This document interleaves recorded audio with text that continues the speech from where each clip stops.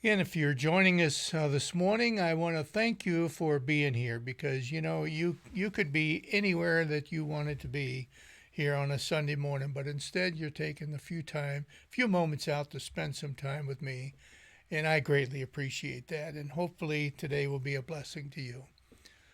I want us, this is Holy Week, the beginning of Holy Week. Today is the anniversary of Palm Sunday that took place many, many years ago. And this is the day that Jesus entered into the town of Jerusalem, riding on a donkey, and the crowds waved palm branches at him and laid their cloaks down in the ground before him and treated him like royalty. Well, throughout this week, there'll be a lot of different things going on. There'll be a Good Friday service wherever you are, and I would encourage you to participate in that and remember, the trial and the crucifixion and those aspects of our Christian faith that lead us to the resurrection, which is what Christianity is all about. It's about being renewed. It's about being redeemed. It's about being forgiven, by God through His own sacrifice on our behalf. So, again, welcome. Thanks for coming. I hope that this Holy Week is one that is very, very just a real intimate blessing to each one of you. Today, I want to talk about choices a little bit. And, choices are one of those things that we all have to do. We make choices all the time, don't we? Well, today I want to talk about the ultimate choice that has been made. And we read about that in the book of First John in chapter 3. And this is what it says. It says, "This is how we know love. Jesus laid down his life for us, and we ought to lay our lives down for our brothers and sisters." You see, Scripture here is talking about that God laid down his life for us through his Son Jesus and paid the price for all of our disobedience, all of our wrongs, all of the things that we have that have separated us from the love of God in our life. And through this statement, there's no exclusions in there. The cross of Christ, the forgiveness that is being offered, the the restitution that's being paid, it is all available to every single person, regardless of who you are, regardless of past sins in your life or wherever. It doesn't really make any difference. The cross and the forgiveness and the relationship with God is open to all people. You don't have to be perfect. You just simply have to be willing to accept it and willing to accept God for who He is. This relationship with God is one that transforms us into new people. I know, and you could check with my family if you want, I am not the same person that I was, say, maybe 10, 20 years ago. I'm just not. That person, I don't even recognize him anymore. You see, it's through that relationship that we have with God that those transformations take place, and they are open and available to all people. That's what Scripture tells us. That's what the cross of Christ is all about. It doesn't make any difference about race. It doesn't make any difference if you're worthy, because honestly, none of us are worthy for this tremendous gift that God has given to us.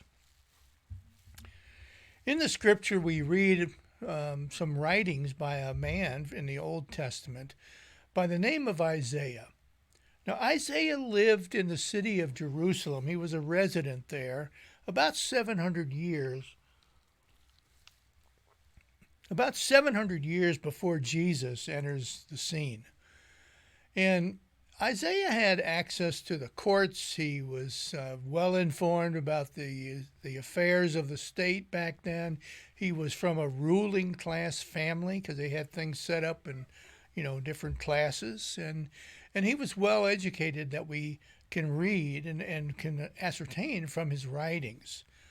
Well, let me share another one of those writings with you from Scripture that talks about the choice that we have to make in our life. And this comes from the book of Isaiah, chapter 56. And the Lord said, "Be honest and fair.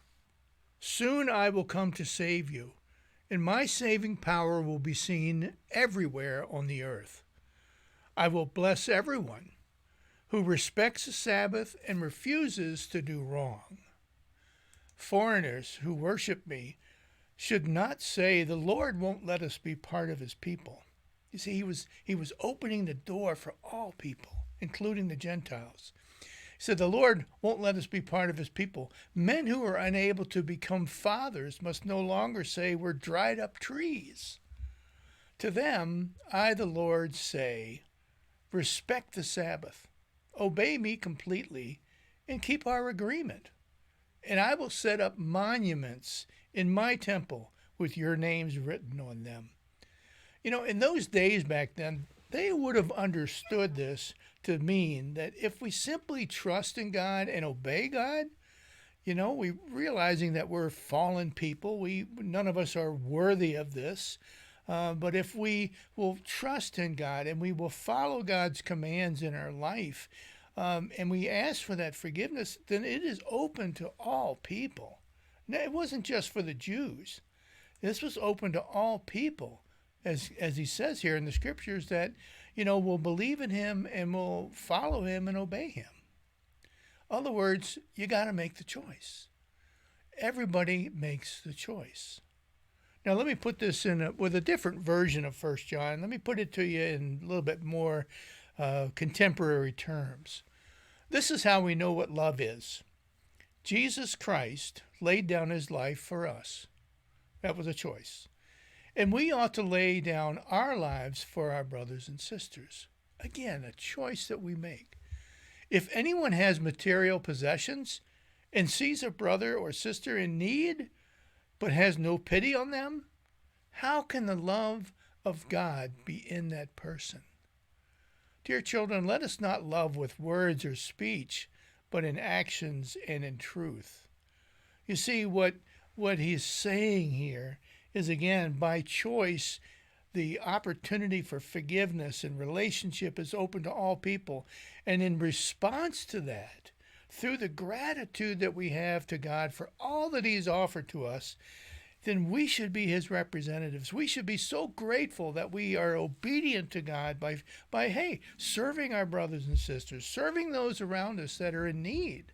This is what the gospel is all about. This is what Christianity, the decisions that we make, is all about. You know, choices are made by everyone thousands and thousands of times a day. Just like the choice to honor God and respect God, to follow God, to carve out time in our life for God, or the chances that we won't, the choice that we won't. God is always seeking people, especially those that are lost. He's always opening the door for those, especially the lost. You could be the worst of the worst, or you can be the best of the best and live in $1 million home. The opportunity that God gives each one of us for forgiveness and relationship are the same. It's simply by choice. Now, many of you will remember a movie that was out many years ago. It was called The Blind Side. And in The Blind Side, this young black man who was a high school student, and he had lived a very dysfunctional life. His mom was a drug addict, and I don't think his dad was even in the picture, and he had nowhere to go, nobody looking after him, no care, no love, no family, nothing. And in the movie, this family, the Toohey family, sees this guy, and they have compassion on him, and they take him in. And again, that was by choice that they made to make room for him in their family for this other child of God who was in need. Same thing that you and I have as a choice today, is to make room in our lives for God as well as for those who maybe are on the outskirts. Maybe those that doubt whether or not God really loves them or that God even cares. You see, the choices that we make are the ones that affect our relationships with others as well as with God, and also it determines how we view God. Do we choose to trust Him, or do we choose to put God in this box of our own perspective and expectations? This is how I expect God to be. Well, I got news for you, and I can tell you this from personal experience. God doesn't do things in the way that you'll always expect Him to, especially me. I have been surprised by the things that God has done in my life so many times, it's unbelievable. But Michael Oher had to make a choice too. As his family opened their lives to him, opened their family, their home, everything to him, he had to make the choice to trust them, to honor them, to honor their opening of their lives and their homes to him. And he had to make the choice to basically be a part of their family, to obey their rules and regulations that they had for their children, the way their family operated, the whole concept of their family unit, what it meant to be the Tuohy family. Michael, do you want to be a part of that? And he had to answer that question. And we know from the movie that he did. And he opened his heart to that family as they opened their heart to him. Friends, this week I want you simply to remember the choice that you make every single day when it comes to follow God and to accept the love and the forgiveness that He gives to you and to me, and also the choice that we make in how we respond to the needs of others. Because God calls us to be faithful in all of those aspects. So I want to thank you again for joining me this morning. This is a short one today, so enjoy the day, enjoy the celebration, the sunshine and all that. And again, we'll see you next week on Sunday for Easter Sunday. Thanks, and God bless. Tough Questions for God is a teaching ministry of the Rosebush United Methodist Church, where we challenge our faith with some of the most difficult issues. Tough Questions for God is available on Facebook Live Sundays at 11:30 a.m. or go on our website at toughquestionsforgod.org and just follow the links on the homepage for YouTube or via podcast. Thanks for joining, and don't forget to like and share. God bless.